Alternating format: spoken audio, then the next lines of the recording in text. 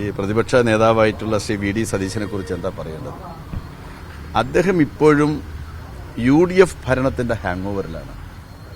UDF കാലത്ത് എല്ലാറ്റിലും ഇടപെടുന്നവരായിരുന്നു മന്ത്രിമാരെന്ന ധാരണ വെച്ചുകൊണ്ടാണ്, അല്ലെങ്കിൽ ആ ഒരു ബോധ്യം വെച്ചുകൊണ്ടാണ് അദ്ദേഹം ഇതും സംസാരിക്കാൻ വേണ്ടിയിട്ട് തയ്യാറാവുന്നത്. അദ്ദേഹം എന്താണ് ഉദ്ദേശിക്കുന്നതെന്ന് എനിക്കറിയില്ല.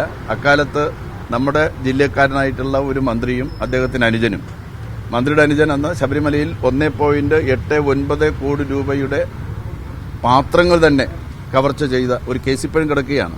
അതൊക്കെ എന്നെ കൊണ്ട് പറയിപ്പിക്കാൻ വേണ്ടിയിട്ടാണോ എന്ന് എനിക്കറിയില്ല. ഏതായാലും എനിക്കൊരു കാര്യം ഉറപ്പിച്ച് പറയാൻ വേണ്ടി സാധിക്കും. അതായത് ദേവസ്വം വകുപ്പിന്റെ ചുമതലയുണ്ട്, ബോർഡിന്റെ ചുമതലയുണ്ട്.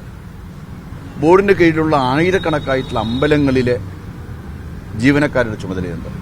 അത് നിർവചിക്കപ്പെട്ടിട്ടുള്ളൊരു കാര്യമാണ്. ദേവസ്വം വകുപ്പിന്, ദേവസ്വം മന്ത്രിക്കുള്ള ചുമതല എന്ന് പറയുന്നത് ദേവസ്വത്തിലെ പ്രധാനപ്പെട്ട ക്ഷേത്രങ്ങൾ, എല്ലാ ക്ഷേത്രങ്ങളൊന്നും ഞാൻ പറയുന്നില്ല, വളരെ പ്രധാനപ്പെട്ട ശബരിമല പോലുള്ള ക്ഷേത്രങ്ങളുടെ ഉത്സവങ്ങൾ വളരെ മനോഹരമായിട്ട് ഭംഗിയായിട്ട് നടത്തുക, അവിടെ എത്തിച്ചേരുന്ന ലക്ഷക്കണക്കായിട്ടുള്ള ഭക്തജനങ്ങൾക്ക് ഒരു തരത്തിലുള്ള വിഷമം ഉണ്ടാകാത്ത തരത്തിലുള്ള അടിസ്ഥാന സൗകര്യങ്ങൾ ഒരുക്കി കൊടുക്കുക. അത് കൃത്യമായിട്ടും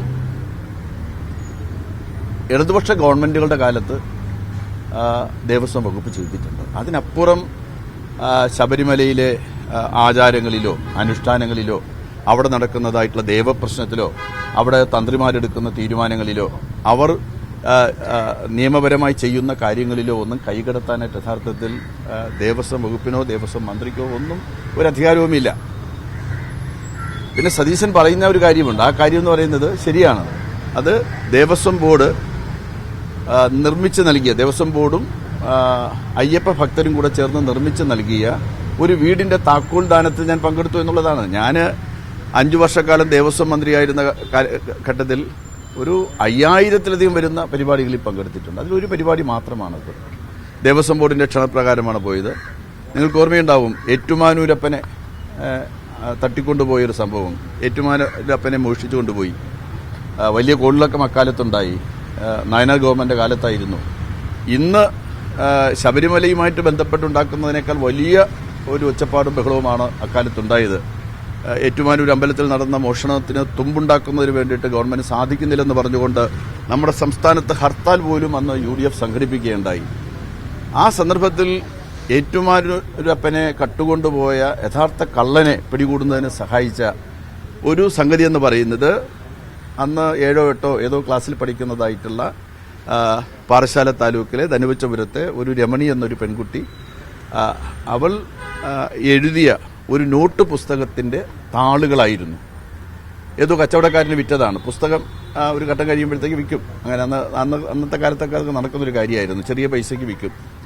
അപ്പോൾ അങ്ങനെ വിറ്റ് കിട്ടിയ പുസ്തകത്തിന്റെ താളുകളിൽ നിന്നാണ് യഥാർത്ഥ കുറ്റവാളിയായിട്ടുള്ള. അതിന്റെ രസം എന്താണെന്ന് വെച്ചാൽ ഏറ്റുമാനൂരപ്പനെ അന്ന് കട്ടുകൊണ്ടുപോയത് കോൺഗ്രസിന്റെ ആ പ്രദേശത്തെ പ്രവർത്തകനായിട്ടുള്ള ഒരാളായിരുന്നു, സ്റ്റീഫൻ. അപ്പോൾ ആ സ്റ്റീഫനെ കണ്ടുപിടിക്കുന്നതിന് സഹായിച്ച രമണിക്ക് ഒരു വീട് വെച്ച് കൊടുക്കുകയാണ്. ആരാണ് വീട് വെച്ച് കൊടുക്കുന്നതെന്നും അന്വേഷിക്കേണ്ട കാര്യമൊന്നും എനിക്കല്ല. വീട് വെച്ച് കൊടുക്കുന്നതിന് താക്കോൽ ദാനം നിർവഹിക്കാനായിട്ട് ദേവസ്വം മന്ത്രി എന്നുള്ള നിലയിൽ എന്നെ ക്ഷണിച്ചു. ഞാൻ പോയി താക്കോൽ ദാനം നിർവഹിച്ചു. ഒരു വീട് വെച്ച് കൊടുക്കാനായിട്ട് സന്മനസ് കാണിച്ച് ആരെങ്കിലും മുന്നോട്ട് വരുമ്പോൾ അവരെക്കുറിച്ച് നല്ല വാക്ക് പറയാതെ അവരെ ചീത്ത പറയാൻ എനിക്ക് പറ്റുമോ? ഞാൻ നല്ല വാക്ക് തന്നെയാണ് പറഞ്ഞിട്ടുള്ളത്. അത് ആ ദിവസങ്ങളിൽ നമുക്ക് അവരാരെങ്കിലും മോശക്കാരാണെന്നൊന്നും നമുക്കറിയില്ല. എല്ലാം നല്ലവരാണെന്നാണല്ലോ നമ്മൾ ധരിക്കുക. ഇല്ല, ഞാൻ വസ്തുതാപരമായിട്ടുള്ള വേദി എന്ന് പറഞ്ഞാൽ അവിടെ വലിയ ഒരു താക്കോൽദാന ചടങ്ങ്, അതൊക്കെ എന്തിനു നിഷേധിക്കണം? അതൊക്കെ വസ്തുതാപരമായിട്ടുള്ള കാര്യമല്ലേ.